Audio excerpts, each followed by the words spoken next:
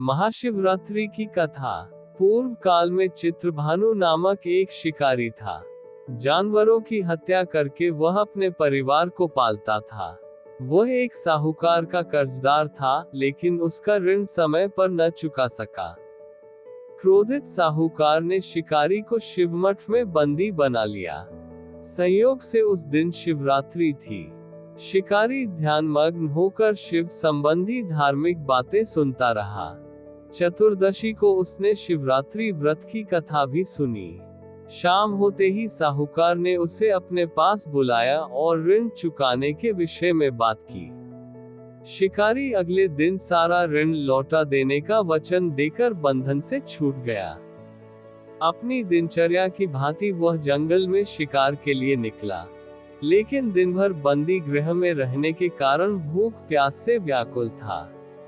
शिकार खोजता हुआ वह बहुत दूर निकल गया। जब अंधकार हो गया तो उसने विचार किया कि रात जंगल में ही बितानी पड़ेगी। वह वन एक तालाब के किनारे एक बेल के पेड़ पर चढ़कर रात बीतने का इंतजार करने लगा। बेल वृक्ष के नीचे शिवलिंग था जो बिल्व पत्रों से ढंका हुआ था। शिकारी को उसका पता न चला। पड़ाव बनाते समय उसने जो टहनियां तोड़ी, वे संयोग से शिवलिंग पर गिरती चली गई। इस प्रकार दिन भर भूखे प्यासे शिकारी का व्रत भी हो गया और शिवलिंग पर बिल्वपत्र भी चढ़ गए।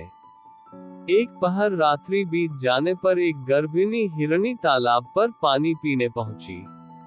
शिकारी ने धनुष पर तीर चढ़ाकर ज्यों ही प्रत्यंचा खींची, हिरणी बोली, मैं गर्भिणी हूँ, शीघ्र ही प्रसव करोगी।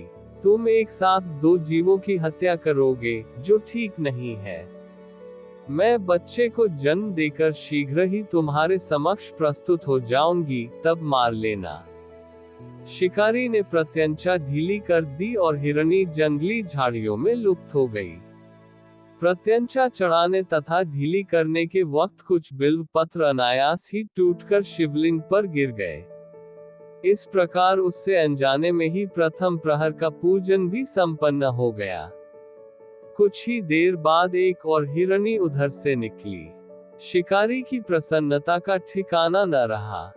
समीप आने पर उसने धनुष पर बाण चढ़ाया। तब उसे देख हिरणी ने विनम्रतापूर्वक निवेदन किया, हे शिकारी, मैं थोड़ी देर पहले ऋतु से निवृत्त हुई हूँ। कामातुर विरहिणी हूँ। अपने प्रिय की खोज में भटक रही हूँ। मैं अपने पति से मिलकर शीघ्र ही तुम्हारे पास आ जाऊंगी। शिकारी ने उसे भी जाने दिया। 2 बार शिकार को खोकर उसका माथा ठनका।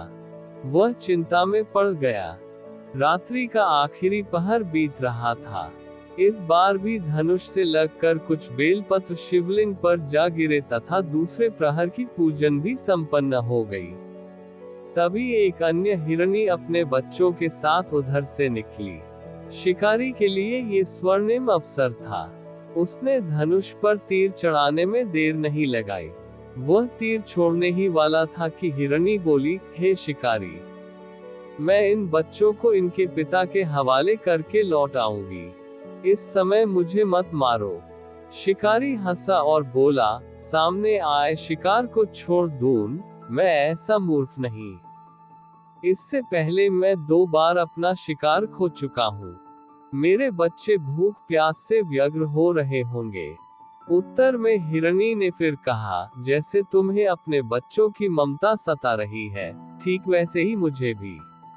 हे शिकारी, मेरा विश्वास करो, मैं इन्हें इनके पिता के पास छोड़कर तुरंत लौटने की प्रतिज्ञा करती हूँ।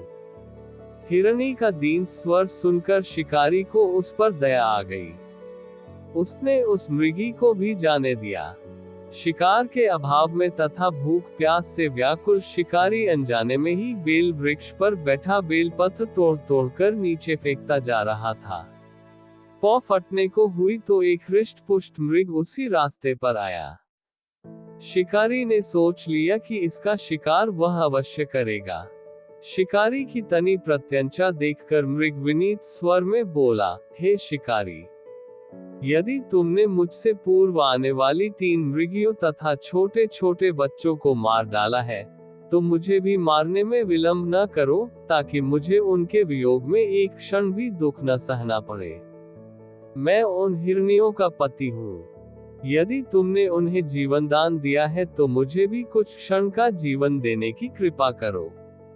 मैं उनसे मिलकर तुम्हारे समक्ष उपस्थित हो जाऊंगा। मृग की बात सुनते ही शिकारी के सामने पूरी रात का घटनाचक्र घूम गया। उसने सारी कथा मृग को सुना दी। तब मृग ने कहा, मेरी तीनों पत्नियां जिस प्रकार प्रतिज्ञाबद्ध होकर गई हैं, मेरी मृत्यु से अपने धर्म का पालन नहीं कर पाएंगी। अतः जैसे तुमने उन्हें विश्वास पात्र मानकर छोड़ा है, वैसे ही मुझे भी जाने दो। मैं उन सब के साथ तुम्हारे सामने शीघ्र ही उपस्थित होता हूँ। शिकारी ने उसे भी जाने दिया। इस प्रकार प्रातः हो आई।